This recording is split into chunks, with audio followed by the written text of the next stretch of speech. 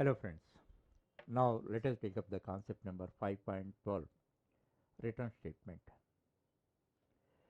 As a part of jump statements, already I explained two jump statements. One is a break statement and the second one is continue statement. The third jump statement is a return statement. As I told you already, the three jump statements are common to C as well as C++. This return statement mainly used only with the functions or methods. Functions are related to C, C++. Those functions are called in Java as methods. So the return statements are used either in the functions of C, C++ or methods in Java. A return statement is used to transfer control from callee function to caller function with value or without value. Once again I repeat the same statement. You understand functions and methods in this case synonymously.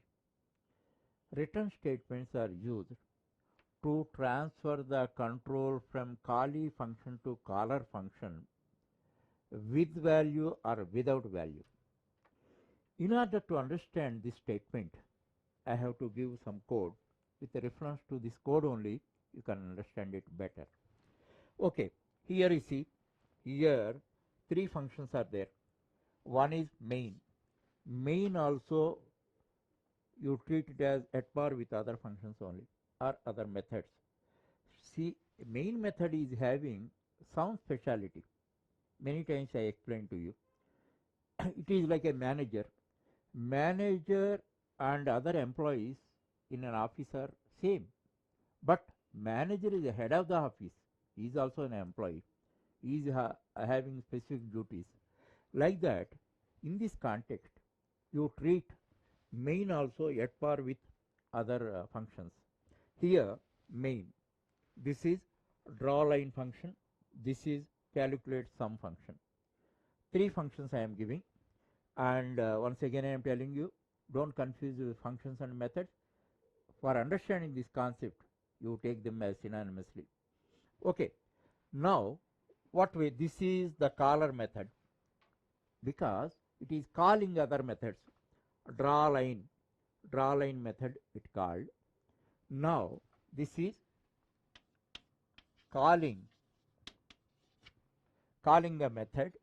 Here the method definition is here, and main is the caller, draw line is the callee. And what draw line is doing? It is drawing a line, but it is not returning any value. Drawing line, it is not returning any value. So a function does not return any value. You must specify with a keyword void. Actually, one example I give you. Now you engaged two specialists. One is painter and second one is tailor. Both are specialists. Painter just paints and go. He does not return anything to you. Whatever paint you give, he paints and go. But he does not return anything. Compare painter with the tailor. Tailor, he give cloth and tailor prepare dresses and give it to you. He gives something to you. Unlike painter, that point you have to understand. Here, draw line does not return anything. It draws line only. That's why you have to mention it as void. Void. And as far as calculate sum is concerned, and now you see calculate sum main function called calculate sum and passing arguments a and b to that. How you are giving dress cloth to a tailor, a calculate sum has given passed a and b arguments. This is calculate sum definition. In this, a's value is copied into x, b's value is copied into y, and in the body of the calculate sum, it is adding them to find out sum and it is returning. Where it goes? It goes here. That means what this return statement is doing? Return statement is returning two things. One is it is returning control. Where is the control? Now control is actual executor. Who did it? The controller did it. Then controller controller adds these two arguments, and two things are written now. One is control is returned. Control is here. That control is returned to the caller as well as the value. What is the value? According to this 15. So two things are passed here. As far as this is concerned, actually control performed one activity, that is called drawing line. That is over. Thereafter a return. This is called simple return statement. Simple return statement. Actually here the control is transferred from the Kali function. What is Kali function? Draw line function to main function. Main function is the caller function. Here what is passed? Only control is passed from Kali function to caller function. Actually this is optional.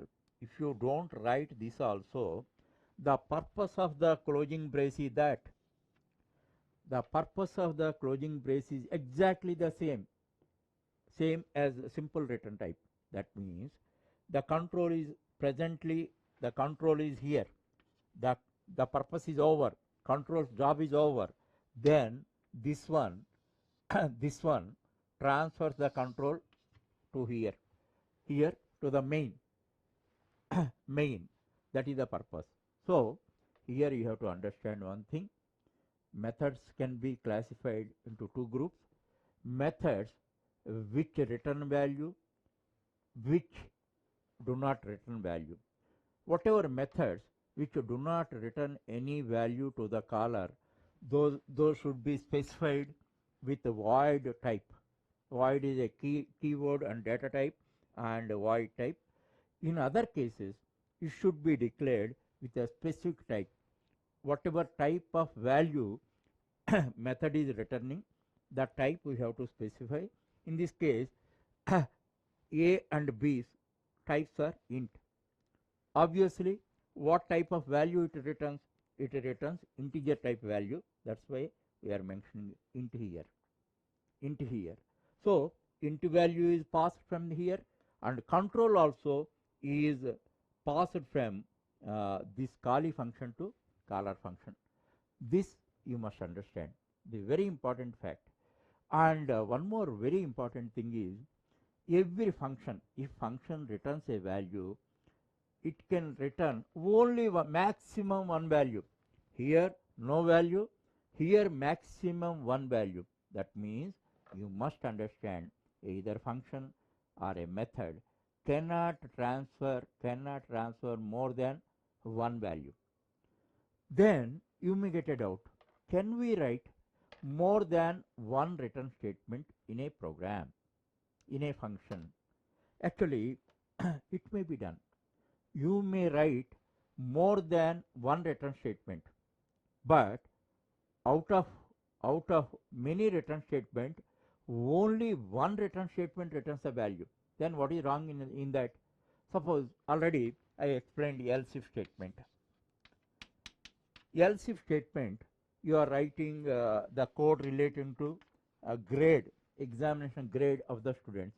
In that you write many return statements. What are that? One is for distinction, first class, second class, third class, failed, like that 5 you are writing. But for any individual student, how many are applicable? Only one is applicable. That means if this code is written within a method, now how many values are to be passed? Only one value it will be passed. So, but return statement, return distinction, return first class, return second class, return third class, return failure. 5 return statements you write. So writing more than one return statement in a function is not wrong. But a function must return no value or maximum one value. That point you must remember. Finally, one important thing I have to tell you. By understanding this code, you can understand. Now, int calculate amount. Okay, this is the method. In this method, if number is greater than or equal to 100, then num into 10, return num into 10, else return num into 9.5. Suppose this type of code I have written. That means if number is greater than or equal to 100, then num into 10. That is okay. And else means less than 100, num into 9.5. Actually, if it is true, else is true, or if it is false, which value is passed? Num into 9.5. That means floating point value to be passed. Then what you have written? You have written int. That's why it leads to error. You are trying to return floating point value, and actually earmarked it. You declared the method. That method returns only integer value. Then it leads to error. These points you must remember regarding return type, return statement.